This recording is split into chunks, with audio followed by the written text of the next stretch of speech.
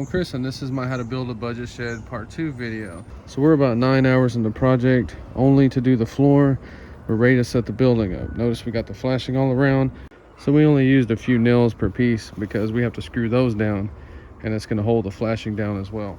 So now we need to get that steel floor frame and figure out how we're going to attach it to this floor.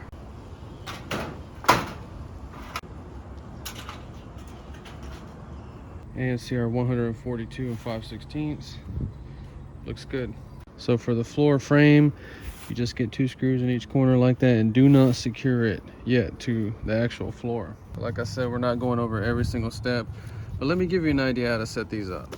So we got all the pieces and screws right here laid out right there, and then we're doing the same thing over here. So we got these 2 pages, these 2 steps to complete. Just follow the pictures. Let's get it built. So I am in 2 hours now building these parts, and we've come across our first little problem.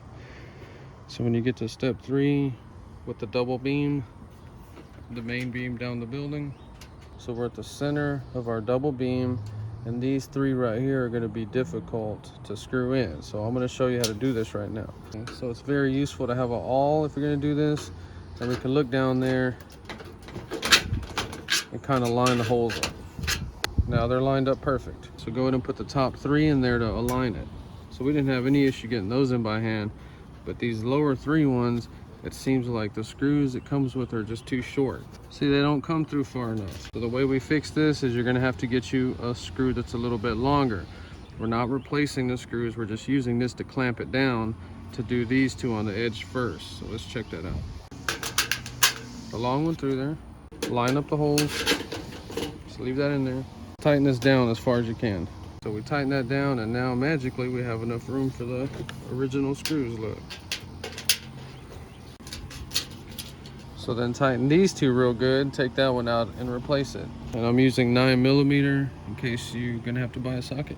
So the second difficult thing, and probably the most, is setting up these first corners like this. They're real flimsy and want to flop around. As soon as you get them up, put something heavy like that and it'll keep them from jiggling around. This is 10 out of 10 difficulty if you're doing it by yourself. Let me see if I can get this side up.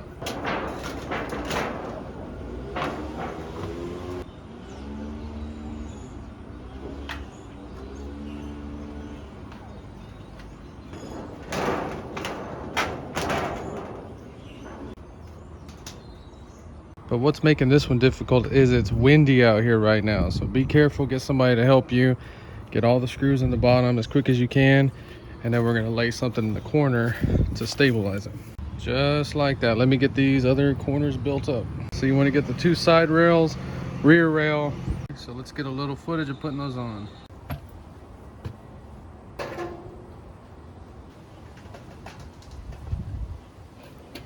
See how I got it hanging on there? Be careful.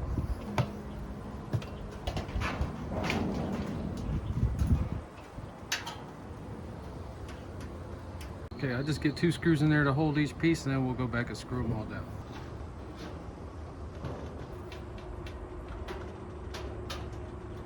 When you put those, it will immediately start to stabilize the building.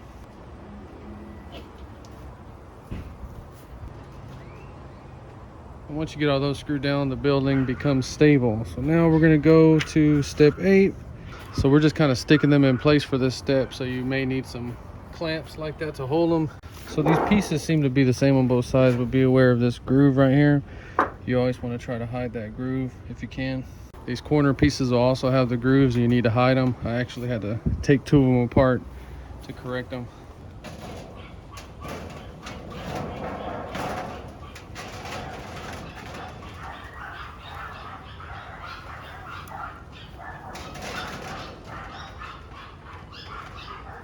So the next step is going to be screwing it down. So you can go ahead and start putting some screws on it.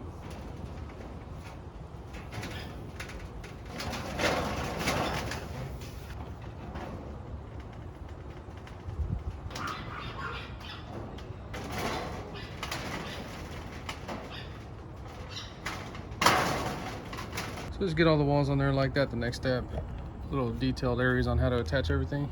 So just remember, you got to go back, put the nut and bolts where the 2 pieces of tin join each other, but be careful because I was just trying to get the holes to line up, and I was pushing right there and it bent it. So be very careful. It's on the back, it doesn't show, so I'm gonna leave it. And after about 80 or 90 screws by hand, I did go get the power drill. Finally got the truck running. I moved it just enough so we can finish this building, but that truck got stuck in the freaking mud. I can't even move it now. So we have all the walls up. Let's talk about any tips or advice I can give you. So whenever you're screwing this tin down for the first time, do a few by hand and do not tighten them all the way down, giving this room if it needs to slide left or right.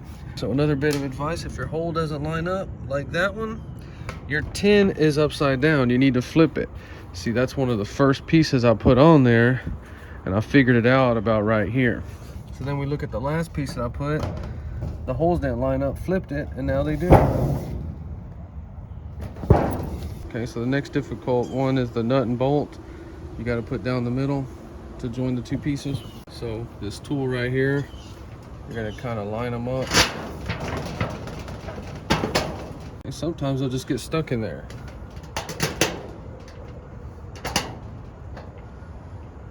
Come back in here and it's not poking through enough, so what do? You can gently try. I mean, try your best to get it started. Sometimes it will start. We actually got it started. Crazy. So we don't need to get longer screws. Just get a piece of tape like that, put it exactly over the hole.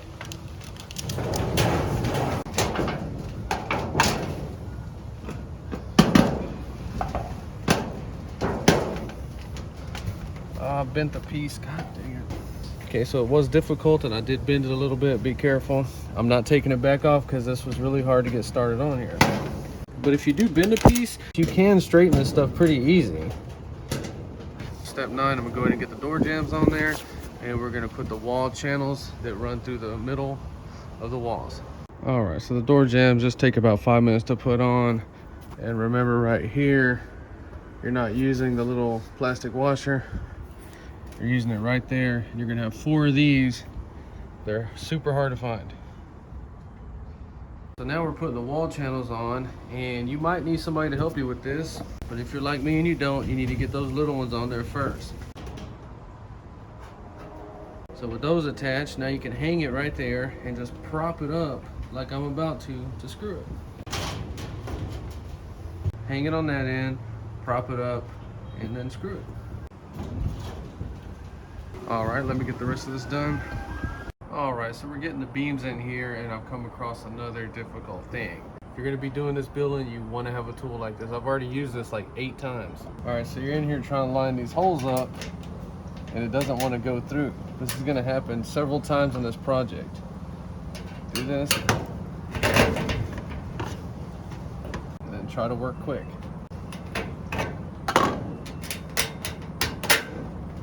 So we got the 3 beams in here. We're ready to put the roof on. And just like the instructions said, I used that weather strip tape right there. And I hope you have put your track in with the big part up. And it shows these little tracks to not be inside the channel, to be mounted like that. And the holes oriented like that.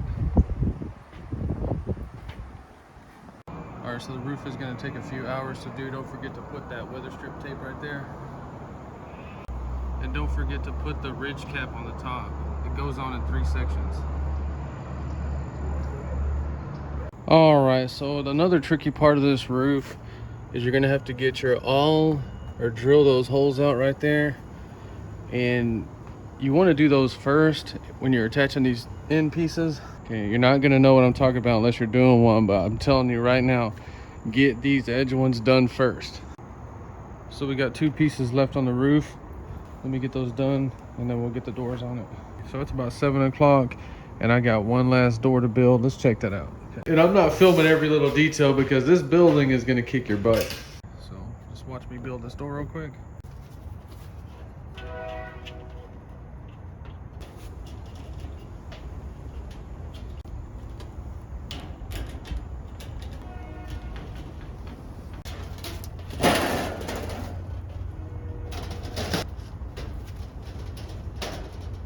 And the instructions are super clear on hanging the doors. It's super simple. Let's check it out.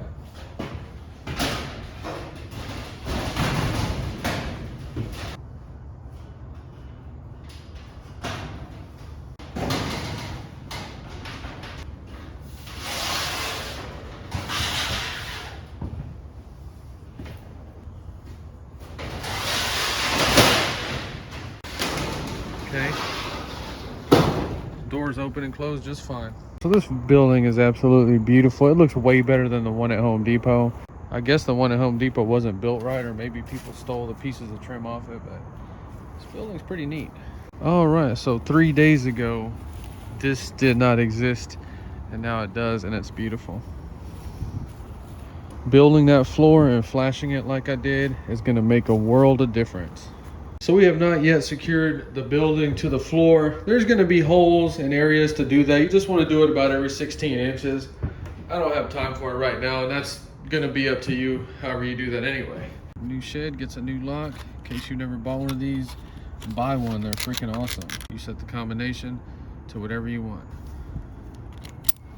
Now the biggest thing I see with this shed is the security issue. It wouldn't be that hard for somebody to just knock this off with a sledgehammer, maybe take them screws out. I'm not sure. So I just really want you to think about that on this shed. If you're gonna put valuable stuff in here, because you got room to put 2 motorcycles, you got a lot of room in this building right here. The doors aren't thin. These handles could easily be busted off. The second worst thing about this shed are these beams are low. This beam is 6'1". I got 2 inches to spare, so I'm good with this shed. But these are 5'9", and I've bumped my head on them a few times already. And I talked about, oh, I'm gonna sell it whenever I have my shop built, but I changed my mind. I'm gonna drag this somewhere on my property and keep it. I love it so much. So it did take me 3 days to build this whole thing, but one of those days was spent on the floor. As far as difficulty, 10 out of 10. This is a hard project. So for under $1,000, I don't think you can beat that. This building is beautiful. It is a little flimsy and thin, but for what I need it for, what most people need a storage building for, it's gonna work out just fine. If you enjoyed this video, please like and subscribe, and thanks for watching.